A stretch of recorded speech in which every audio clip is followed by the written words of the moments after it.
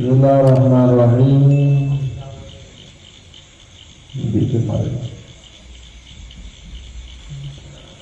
Babul bauli inda zubah kota kaumin.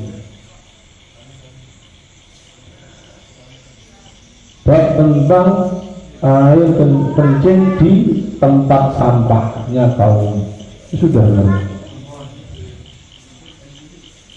Waktu 3 riwayat ini, jadi itu beda lagi, riwayatnya beda, mirip, tapi seingat saya kemarin dari sini, jadi tetap berbeda, ada perbedaan redaksi kalimat.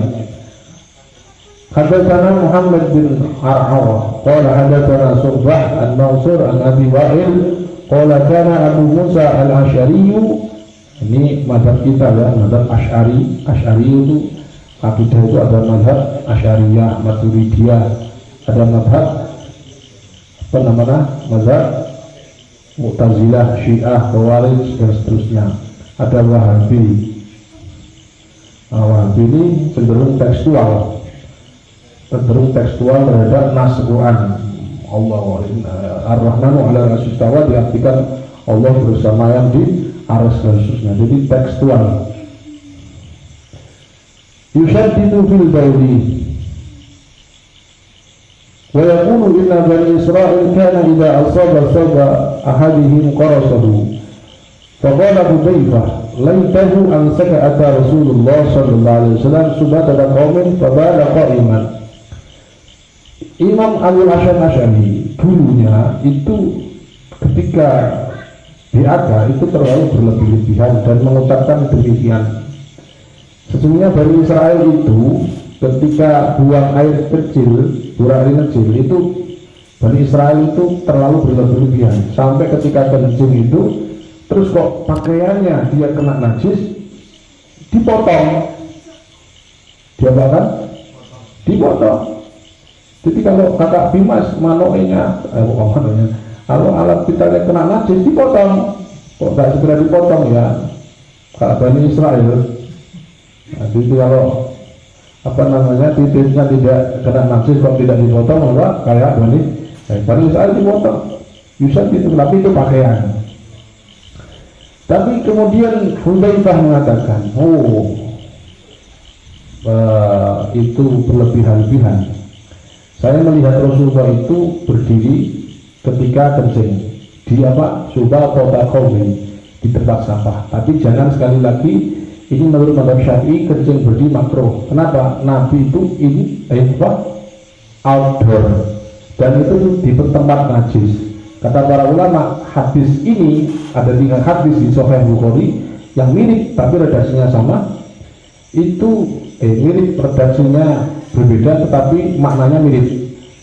Intinya Nabi itu kencing di tempat sampah tidak lain, ada 2 pendapat yang membolehkan kencing berdiri. Pertama itu menurut dokter karena mungkin postrat atau sentrat, nah itu mau sentrat. Misalkan kok budi tua-tua terus kena sentral, ini itu loh ini prostat. Nah prostat, kulino muni konsentrat itu malah sentrat, prostat atau hernia dan seterusnya boleh kalau menurut dokter. Yang kedua benda najis. Nah, jadi kalau kita kencing terminal di terminalnya juga najis, maka kena kencing tapi tetap disiram. Sekali lagi tetap disiram. Berdiri pun Nabi juga mau menyiram. Apa yang disiram? Baik tempat yang keluar maupun tempat di mana posisi di air kencingnya itu dibuang. Nah, jadi darurat, ada 2 kemungkinan. Tetapi tetap hukumnya berdiri itu makruh, bukan sunnah. Jadi menurut sunnah itu menurut mazhab ada kriterianya, tidak lain. Terus kemudian Nabi itu melakukan sesuatu itu kadang malah sama mazhab itu dimakruhkan karena pertimbangan pertimbangan maqasidus syariah atau maqasidut tasyri'.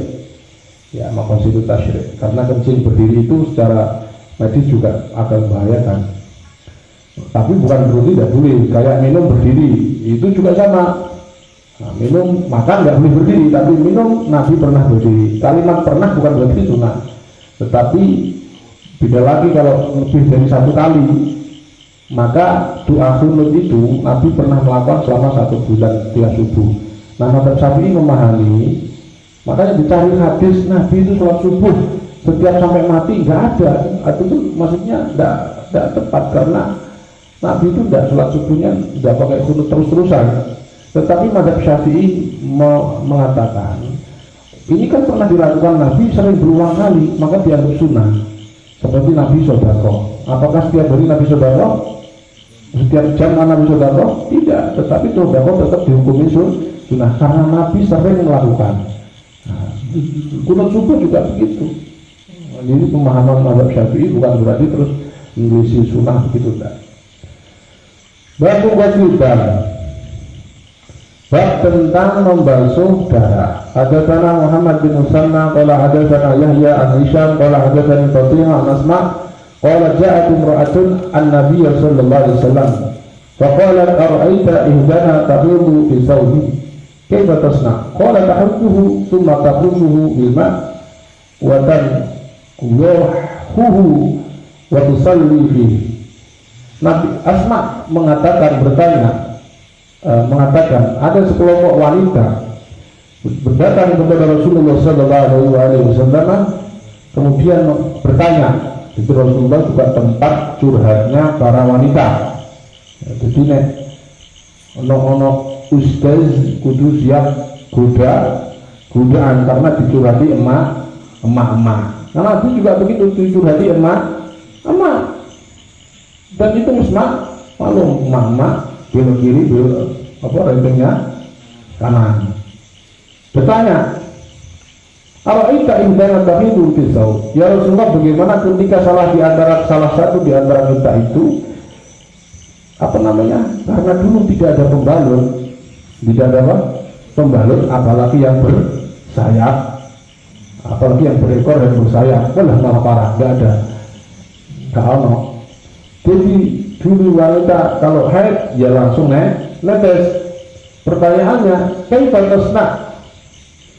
Ditanya, bagaimana ini najis kalau kita mau sholat? Kata Nabi, tahudduhu summa taqrusuhu bil ma'. Kamu cukup digaruk-garuk. Jadi digaruk-garuk. Ini pakaian digaruk-garuk. Kemudian diperciki air, disiram air. Bilma, takrusuhu bilma, watan khaluhu, watan salli, terus digosoki, kemudian sholat dengan pakaian tersebut. Boleh. Kenapa? Kok nggak pakai sabun? Tidak perlu sabun, karena dulu pabrik nggak ada pabrik roklin, baiklin nggak ada. Yang ada, ya nggak ada, hanya herbal. Jadi untuk benda najis sekalipun darah, maka cukup dikerik-kerik, nggak pelek-soklin, nggak masalah. Justru ketika kamu ada darah, ya kan, kamu masukkan bak bersama pakaian yang suci, itu jadi najis semua. Makanya kalau nyuci di mesin cuci itu harus tahu ilmu fikih. Nah, ini Bu Sri harus tahu. Kalau ada benda najis, ya, apalagi lecan, harus tahu. Imam, jangan lagi mana anaknya istrinya, malah bahaya. Nah, jadi benda najis itu, kalau benda najis itu harus dibersihkan airnya. Jadi tidak boleh benda najis dicampur benda suci, nanti diobyong pun najis semua. You understand? Paham? Nah, apa kesimpulannya? Jadi kalau ya sekali lagi budi ngelanda, udah langsung tiga bak disiram banyu terus gosok air direndam, yang suci jadi kotor.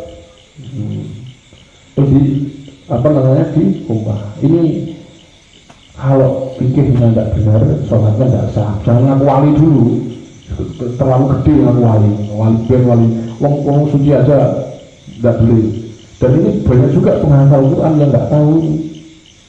Saya di LG sendiri anak-anak juga masih belum paham. Hafal Quran tapi nggak paham najis. Nah, ini bahaya. Karena hubungannya dengan sholat. Apa hikmah dari hadis dari Asma radhiyallahu anha ini? Pertama yaitu Nabi kalau runtutannya itu ulama, kiai, ustaz dan pewarisnya Nabi itu tempat curhatnya mama. Maka si istri harus kuat, bujungnya gak kuat ya, ketoti kan, wah kuat mak meneng, pasirat rukyah wong itu ya di surati, rukyah apa? Wah kau dengar apa karena tempatnya apa namanya curhat, maka harus kuat imron, kuat imannya dan imronnya harus ya. Satu hikmahnya. Yang kedua hikmahnya adalah bahwa darah haid itu najis. Pokoknya darah itu semuanya najis. Ingat-ingat, kurimat alaikumul maitatu wad-damu, kecuali daman masfuhan, darah yang mengalir di dalam tubuhmu, bukan najis. Nah kalau darah mengalir dalam tubuhmu ini dianggap najis, kamu sholat juga sah. Makanya kamu di dalam tubuhmu ada darah. Sehingga ada darah, koyoknya cuma ngabdi, koyoknya tadi ada darahnya ada ngabdi. Kita kok ono. Jadi semua manusia ada darahnya mengalir daman masfuhan, kecuali daman masfuhan. Jadi semua darah hukumnya najis. Nah darah itu ada tiga yang ini. Darah hewan, darah manusia semuanya najis. Kemudian ada yang darah yang tidak najis, yaitu darah yang mengalir. Dan kedua ada darah yang najis. Ayo saya tanya, darah yang tidak najis darah apa? Itu darah yang berbentuk anggota. Ada lagi darah tidak najis. Jadi darah yang bertempat, nanti yang kedua darah yang tidak najis ada dua. Satu darah yang berbentuk setempat seperti jantung, hati, itu sudah jadi darah beku, itu menyatu dalam satu tempat dan itu di dalam tubuh. Itu yang pertama. Yang saya tanya, darah yang tidak najis kedua darah apa? Ini agak ini agak lulusan epidemiologi nggak bisa ini. Cokok nyamuk. Darahnya para syuhada. Darahnya apa? Maka tidak boleh ketika ada orang perang Badar tercipat darahnya disucikan, tidak boleh karena darahnya suci. Ingat-ingat ini, darahnya para syuhada itu suci. Pejuang-pejuang kita bikin menegakkan NKRI juga suci. Para syuhada menegakkan apa? Supaya orang-orang agama Islam bisa dakwahnya bisa terselenggara, penjajah diusir, perang. Karena menurut Habibul Syekh Hasyim Asy'ari resolusi jihad ini dianggap jihad karena itu kafir harbi, maka ketika ada para santri ikut penjajahan, maka darah yang mengalir di otak mereka, di badan mereka dianggap suci. Ingat, darah yang suci itu padahal darahnya mengalir tapi suci. Dan menurut mazhab Syafi'i darah itu ada yang dimakruh. Nah ini pengecualian, fikih diterangkan. Ada yang mengalir, ada yang tidak mengalir, bla bla bla. Tetapi ini darah mengalir suci. Di luar tubuh padahal itu darah manusia. Adapun untuk darah yang dimakruh itu perbedaan para ulama. Mazhab Syafi'i macam-macam. Ada seperti kukul, kukul, terus nyamuk, pokoknya yang tidak mengalir itu dianggap suci. Tapi netes tes ya enggak, koyok darah bekam itu di sebagian menganggap apa suci, tapi sisanya faktanya apa, orang habis bekam sholat, nah itu kecuali fastu itu kan mengalir ke beras, itu kan sama. Hikmah yang ketiga, kita ini kita ini diciptakan dari cikal bakal yang hina. Maka jangan sombong.